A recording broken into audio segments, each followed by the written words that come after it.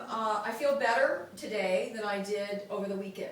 I was very concerned over the weekend that Joplin was going to be left hanging in terms of the commitments that have been made. I do now realize that the only proposed shift was in order to meet immediate emergency needs in areas that have been impacted, given how much money is left in the disaster fund between now and the end of the fiscal year.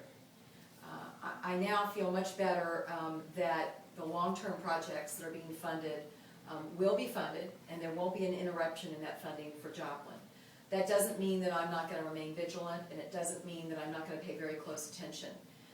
One of the things that happens when the cameras go away is that this kind of stuff falls through the cracks, and all of a sudden a project that was supposed to take a year ends up taking 3 or 4 years because the funding's been interrupted and diverted to another place for another purpose.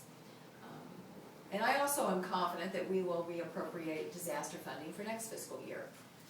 There's a lot of things that are going to get cut in the federal government. I'm hopeful that the folks in the House of Representatives that want to dismantle much of the federal government realize that even for those people who are very frustrated with the federal government and are no fans of the federal government, I think if they went down to Joplin and watched federal dollars at work down there, they would realize that there are some federal programs that not only have a purpose, but are doing a very good and efficient job with the money they have. You say